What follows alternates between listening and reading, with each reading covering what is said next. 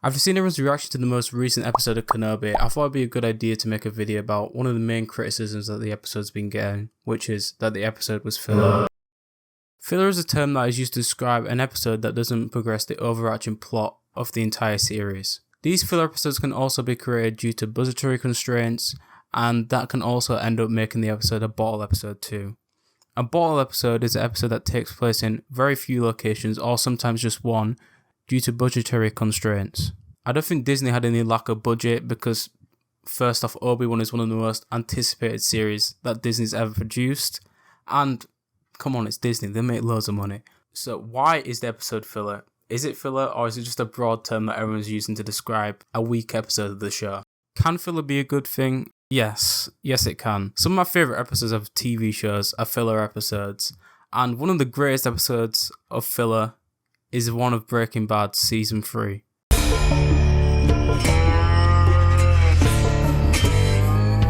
This episode also happens to be the most hated episode of Breaking Bad, and that is Fly.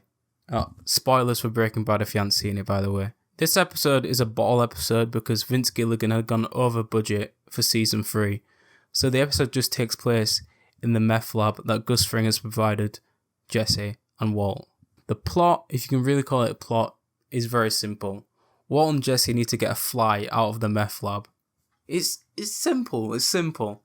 But that isn't the real plot of the episode. The plot of the fly is used to explore the characters of Jesse and Walt, and that's what makes it one of the most interesting episodes of the show. Season 3 was starting to ramp up at this point, and it was starting to get very tense, and then we just get this episode dropped out of nowhere, which worked really nice. Well, for me at least. Most people hate the episode. This episode is used to explore what the characters are going through and to explore Jesse and Walt's very toxic relationship. The fly is used very well in the episode. It can be interpreted in very different ways, but one of the most important ones and one of the most focused points in the episode is Walt's obsession with the fly, which can be translated to his obsession with cooking crystal meth. Walt is obsessed with cooking crystal meth because of the power that it gives him.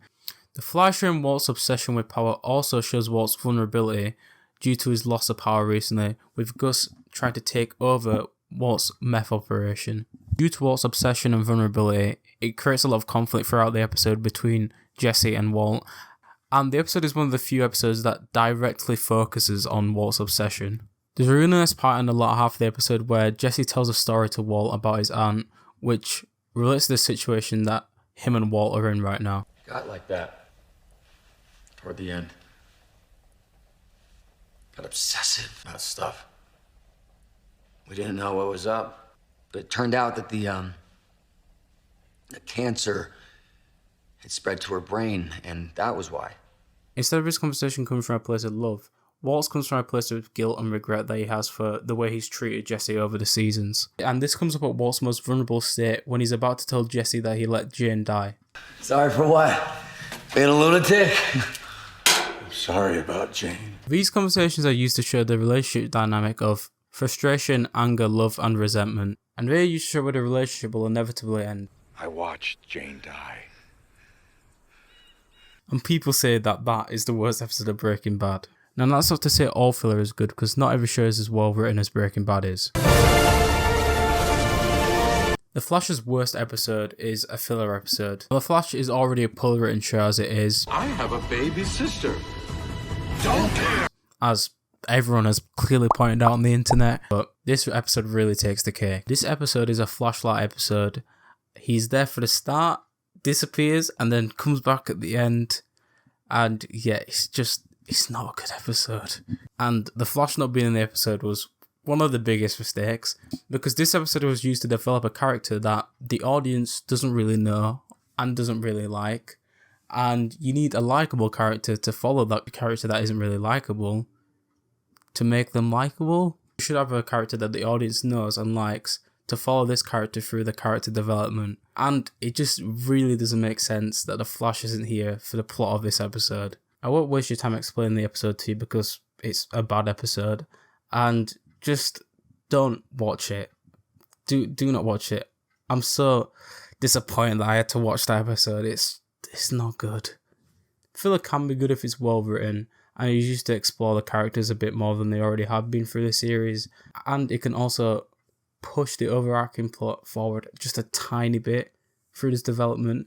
The new episode of Kenobi isn't really filler, but it's not eventful at all, really. To say we've only got 2 episodes left of the series and a lot to tie together with the setup, this episode should have had a lot more to do with the actual plot. This is a thing that a lot of Disney Plus shows have done for both Star Wars and the MCU shows, which I do really hate because it just makes the finales really tight and packed with a bunch of stuff in, which feels hollow.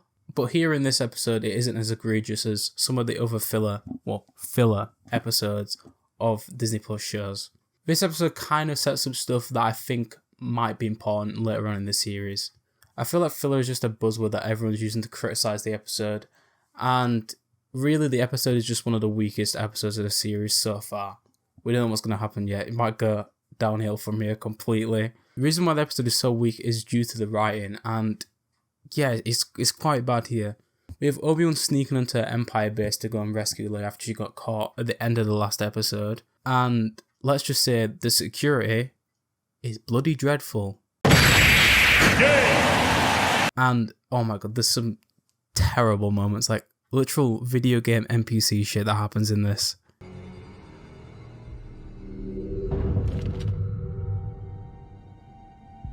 Over there. Let's go. I've seen this exact thing happen in the Batman Arkham games. What? I'm sure it came from over there. This is terrible writing. No one notices the second pair of legs there. Is it just me? Oh, and then we have the classic, do you want me to tell your boss that you turned me down? Perhaps I should just inform the Grand Inquisitor of your insolence. Come on, that is very lazy writing. But it is Star Wars after all. It's not known for its great writing. Somehow Palpatine returned.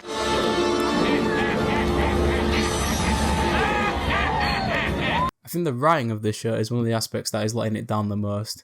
Some of the dialogue is just bad, but it is standard generic Star Wars dialogue, which isn't really good anyway. The original trilogy and the prequels notoriously have bad dialogue, but yeah, it's still not serviceable here. One of the characters that does get it worse is Reva, which makes the actress look worse than she actually is, because she's a good actress. You can tell she's a good actress, but she's just got terrible writing. And it doesn't help that the character hasn't been given that much dimension.